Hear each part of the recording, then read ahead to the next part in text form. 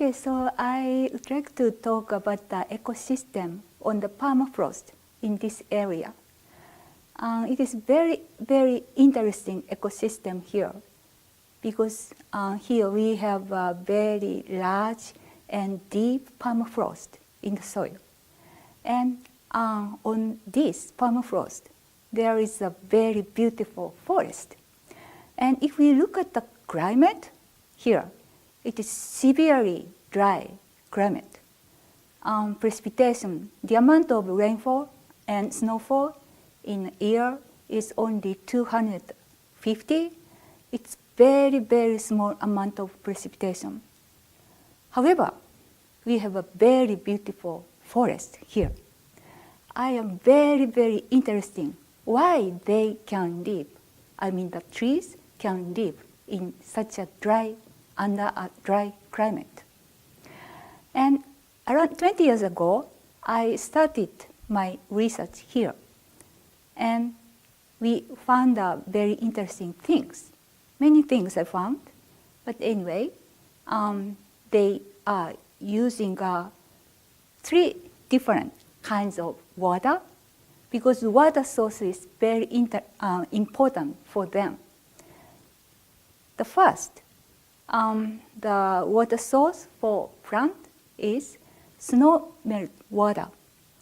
Snow melt water is available for trees every year.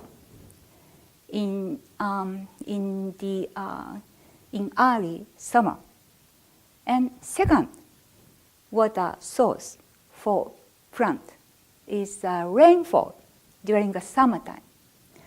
And if the amount of rainfall in the summer is enough, trees can use the rainwater, which infiltrate into the soil and percolate into the soil. And they can suck the water from the root, and they can use it. However, in some summers, we don't have enough amount of rainfall. And the amount of rainfall is not enough for plant. So in that case, they start to use the ice melt water in the soil.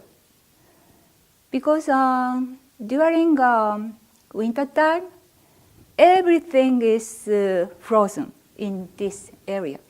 So in the end of summer, if there is water in the soil, this water can be carried over during winter time until the following summer as ice.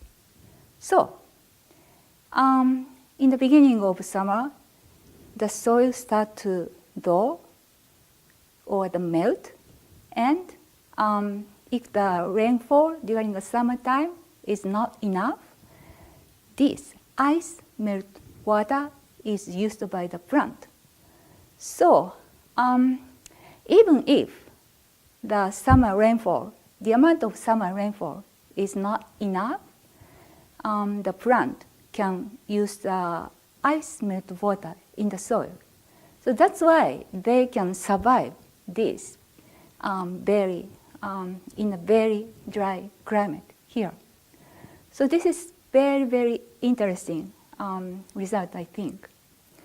Also, the other things which is very interested in is large tree.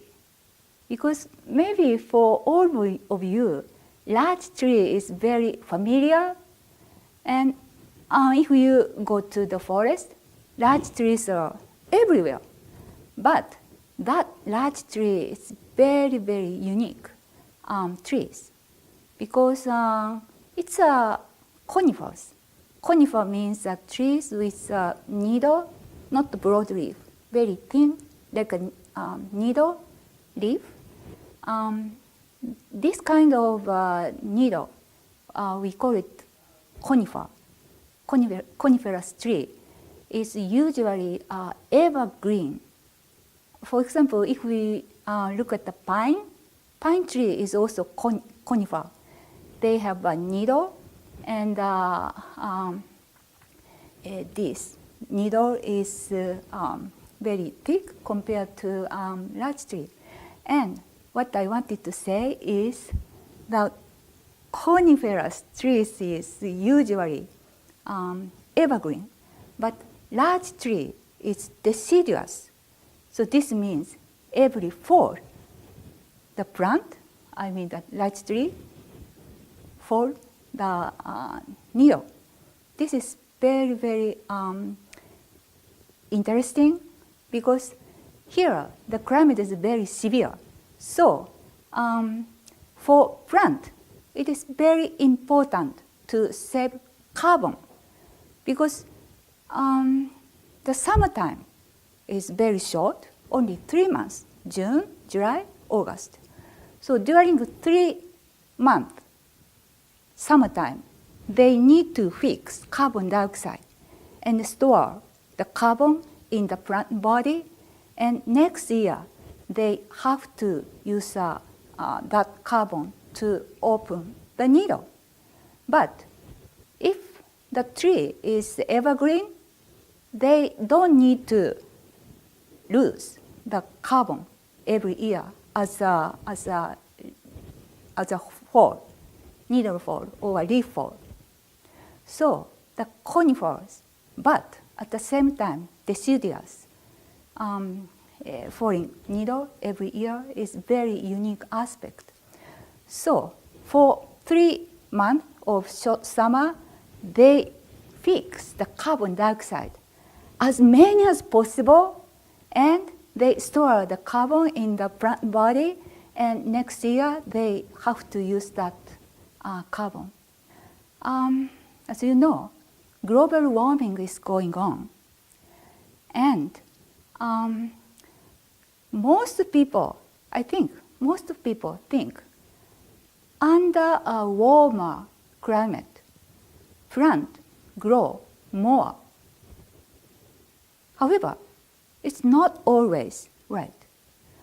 I used a tree ring widows to know how they grow during the past 100 years. And we found during a warm summer period in the past, for example, 1960, 70, and 80, those warm periods, the growth of the tree was small. So less growth during a cold period. Cold period, more carbon was fixed, and the plant, large tree, grow more. However, recently, summer temperature is going on under a global warming, and we found a very rapid increase in the temperature after 1990s. So after 1990s, the summer was actually it was hot and dry, and this hot summer, the plant growth, large growth was less. So the most people expect warm period grow more, but actually this in this area, I mean the very dry area, the trees grow in a cool period, not warm period. So the global warming is going on, and what we expect for the future for this forest under a hot or warm summer with a dry condition, the trees, I mean the large trees, cannot grow well.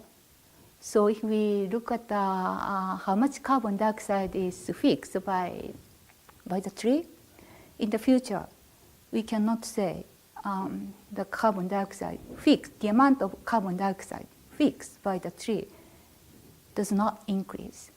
Maybe it's decrease. And in addition, there is a high risk of the extreme event. Global warming problem is not only the temperature, but also extreme event. We call it extreme event. For example, a very, very heavy rainfall, or a heavy snowfall, or a severe drought, or a very wet condition. This kind of extreme event frequency will perhaps increase.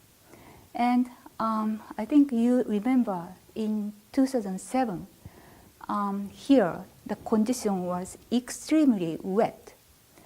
And during this extreme wet event, many trees and the trees growing in the depression and in the water died.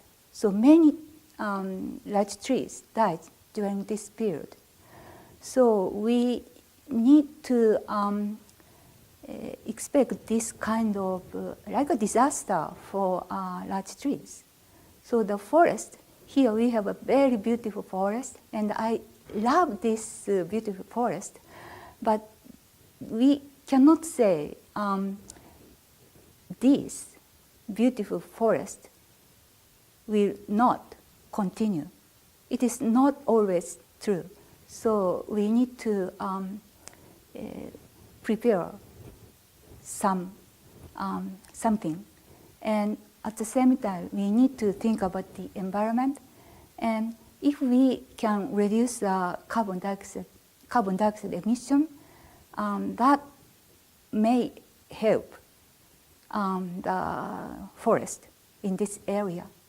Of course, not only ourselves, but all over the world, people need to do this. But anyway, the beautiful forests should be kept here, because this is not only for your treasure, because this beautiful forest is currently it's a sink of the carbon dioxide.